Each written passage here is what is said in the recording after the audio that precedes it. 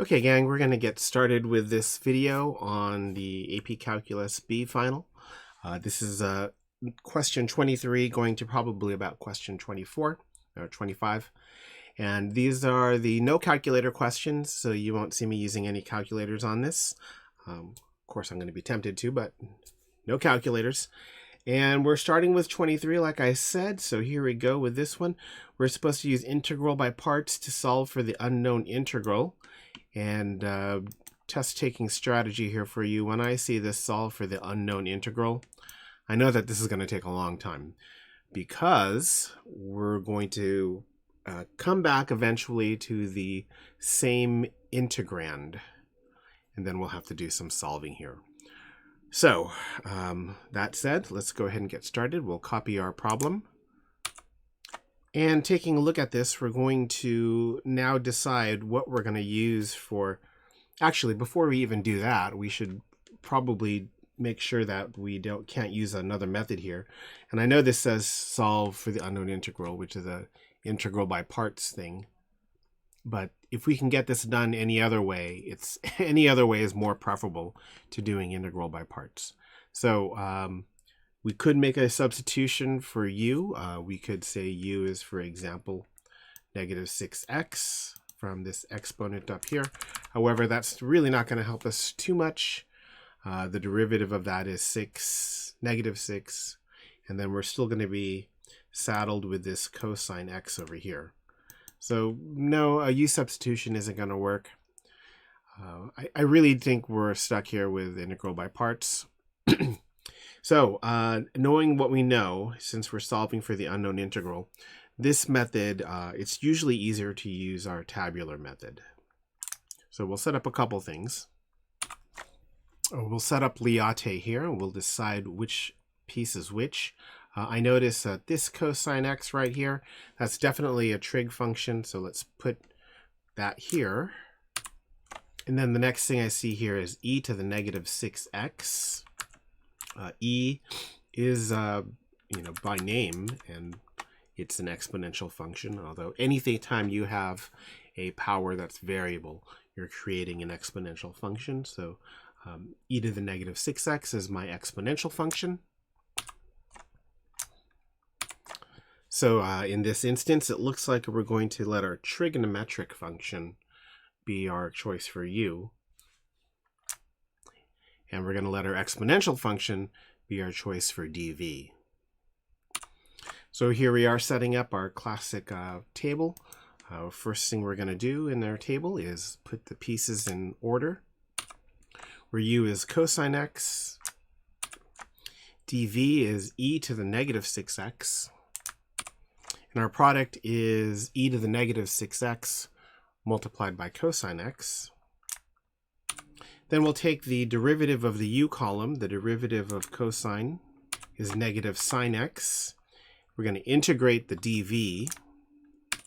That's going to give us negative 1/6 e to the negative 6x. Remember, you're taking the integral, so you have to multiply by 1/6 instead. Then we're going to figure out our product. And that's going to be 1/6 e to the negative 6x multiplied by cosine x. And what we're looking for is we're looking for the product to be either integratable, which is the ideal way to go, or to be exactly the same or just off by a factor from our original integrand. So namely, we're looking to see an e to the negative 6x multiplied by cosine x, which I think we're going to get with this next line. Because when we take the derivative of negative sine x, we're going to get negative cosine x. Then when we take the antiderivative again of e to the negative 6x, that's going to give us negative 6 multiplied by that negative 6 e to the negative 6x, which that's just 1/36 e to the negative 6x. And now we'll multiply across to get our product, which is negative 1/36 e to the negative 6x. Now that we've done that, we notice that the integrand here, or the product here, is the same as the product, the integrand here, basically just off by that negative 1 over 36, which we can deal with. So let's assemble our antiderivative from here. We're going to multiply the down arrows here. So for example, this first one is going to be, let's see, cosine multiplied by negative 1/6 e to the negative 6x. And then we'll do our second diagonal, which is going to be, let's get this right, subtraction. We're going to subtract, and let's be really careful about this. We're going to subtract sine x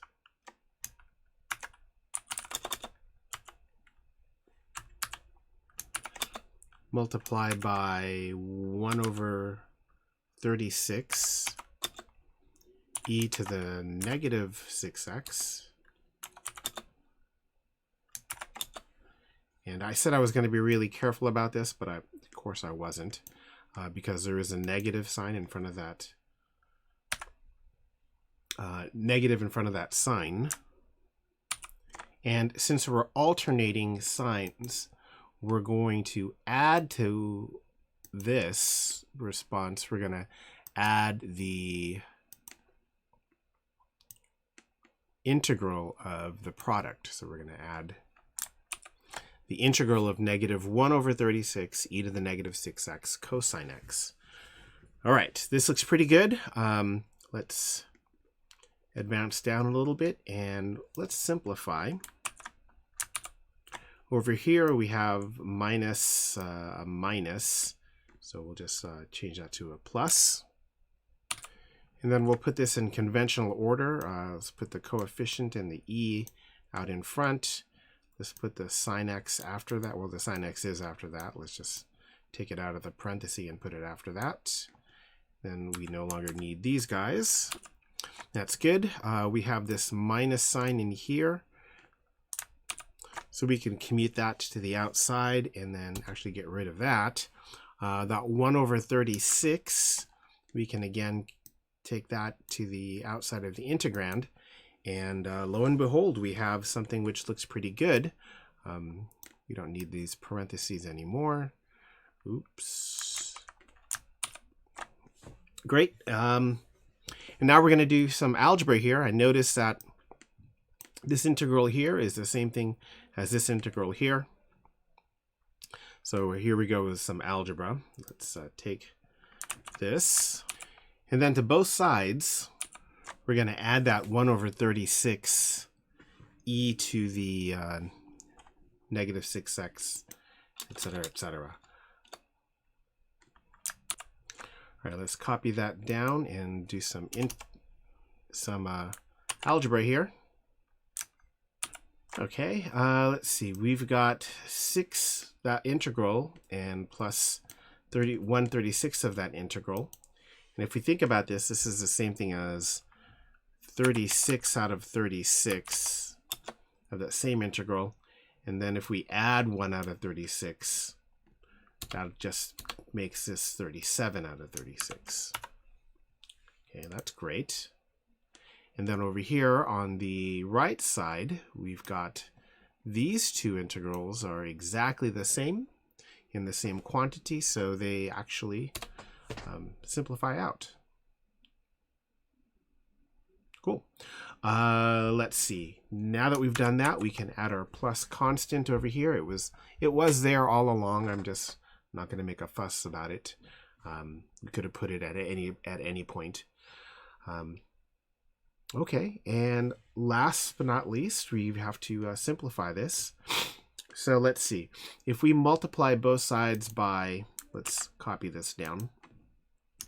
If we multiply both sides by 36, okay, then this just becomes 37. If I multiply this by 36, that's the same thing as 36 divided by 6, so that becomes a negative 6. And if I multiply this by 36, well, that just becomes a 1, which of course I don't need. Last thing, or not the last thing I could do, the next thing I can do here is to multiply both sides, or divide both sides by 37. So if I divide this by 37, I get nothing here. And I think maybe the easiest thing here to do is put that 1/37th on the outside, kind of like that.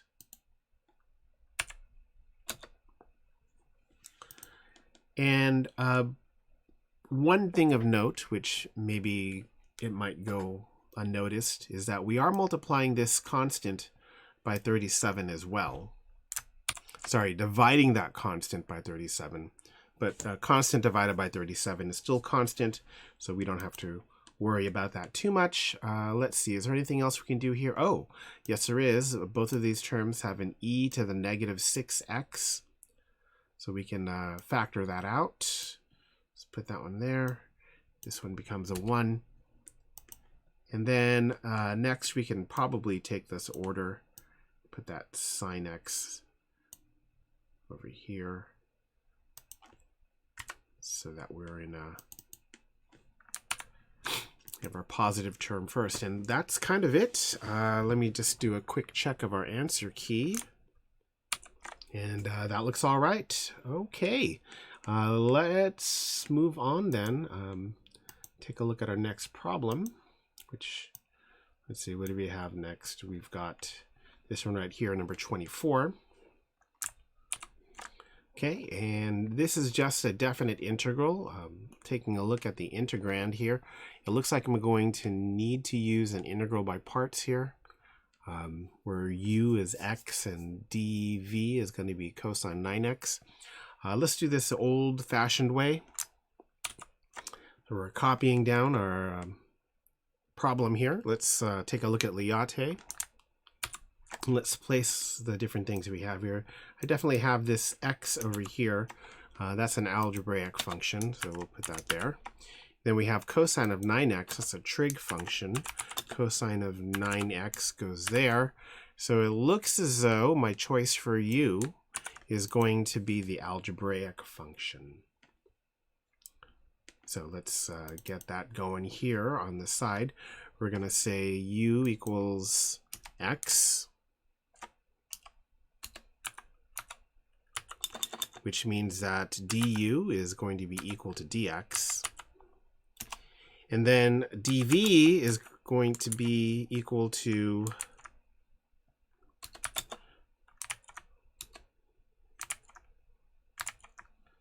that's going to be equal to cosine of 9x, which means that v is going to be 1/9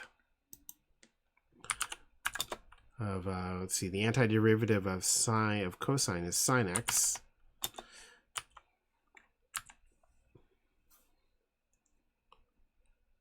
Sine of 9x. And that's everything we need for this. I'm going to go ahead and make this equal to u v minus the integral of v du. Then let's substitute in.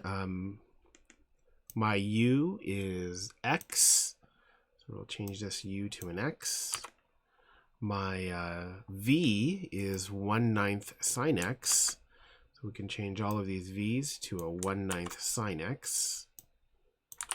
And then I have my du is the same thing as a dx, so we can change that du into a dx right over here.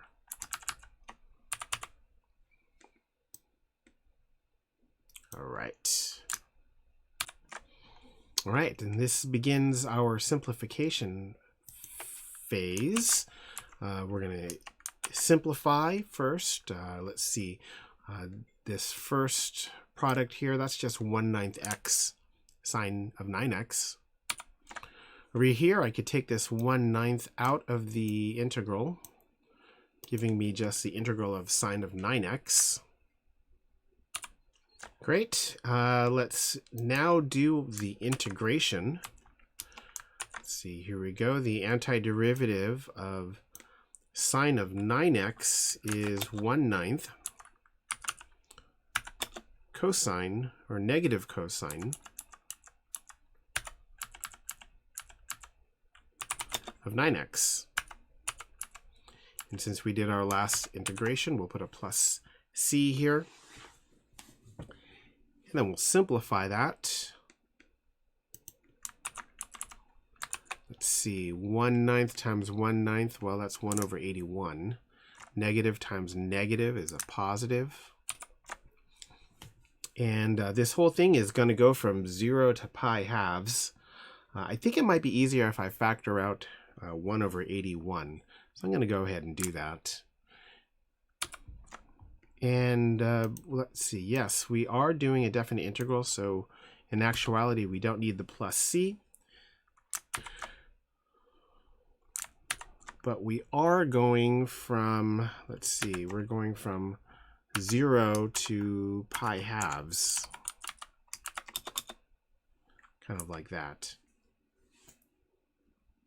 Next, we're going to do our substitution. Here's our difference. Substituting now with pi halves.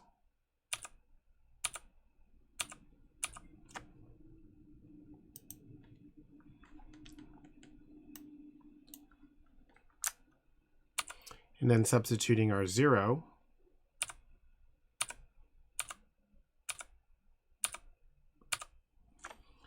Okay, that was a pretty lengthy substitution.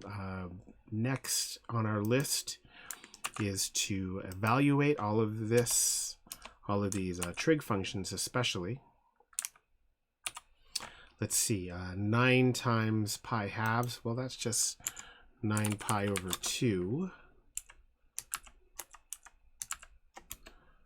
Sine of 9 pi over 2, we'll figure that out in a minute. Let's try to do all the easy stuff first. I don't know what just happened there. We are trying to get to this part right here. Great. Cosine of 9 pi over 2, I know that that's 0. That's easy. And then 9 times 0, of course, this whole thing right here is going to be 0. And then cosine of 0 is just 1. Let's change this to a 1. Okay, we don't need this minus 0 over here. Let's see, sine of 9 pi over 2. I honestly need to just kind of go around the circle. So we've got pi over 2, 3 pi over 2, 5 pi over 2, 7 pi over 2, 9 pi over 2 looks like it's in the positive axis. So I think the sine of 9 pi over 2 should be 1. Okay, let's further simplify this. We don't need this 1 here. That's fine. We don't need this 0 here. In fact, we can just replace all of this with negative 1. 0 minus 1 is negative 1. And then minus a negative here, we could just change this to plus. And actually, we don't need to have this multiplied by 1. That's fine. Let's see if there's anything else we can do. Okay. Yeah, there's a 2 down here. So I can multiply this by 2 over 2, just to give me a same denominator. Yeah, that looks pretty good. All right, so we have 9 pi plus 2 on our numerator. In our denominator, we'll have 2 times 81, which is 162. So 9 pi plus 2 over 162. Quick look at that answer key. I noticed something's off with it, the way I've done it. And I think where it's off is there shouldn't be a 9 here. Oh no, that's fine. Okay, I think I see where we went wrong over here. We went here from plus cosine x, and all of a sudden that became a minus. So these really should be pluses over here. That should be a plus here. And then we'll fix this all the way down the line. So then this becomes a minus, and this is our minus over here. And that should do that. Yeah, I think that'll do nicely. All right,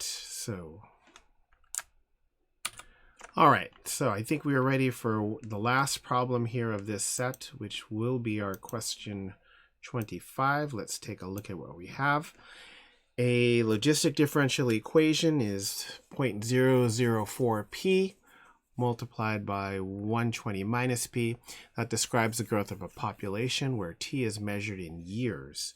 Find the rate at which the population is growing when it is growing the fastest. So taking a look at this differential equation, the first thing I kind of want to mention is whenever you're dealing with these differential equations, I see it more than once where we have a transcription error where we put too many zeros in front of, in this case, a 4. So we just make sure we count 0, 0, 4, 0, 0, 4. All of these numbers need to be written accurately. So for any logistic differential equation, the population grows fastest whenever the population is equal to half of the carrying capacity. And if I compare this, well, this means that we have to figure out the carrying capacity. So let's compare this differential equation with the differential equation for just a generic population logistic growth. Okay, here's our generic, and we notice that K, let's color code this, K is going to be the same thing as 0.04.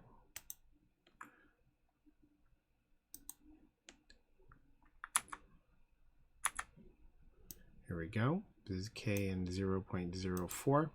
And then also from using just the same, lining them up and saying what's what, we know our value of M is going to be the same thing as 120. That's where the numbers line up. That's the values that they should be. And if the population's growing fastest at half of M, this means that we need to make our population equal to half of 120, which is 60. Okay. Let's take our population equation here, and we're going to substitute. Every time we see P, we're going to substitute that with 60, which is half of our carrying capacity. All right, here's a population. Let's change that to 60.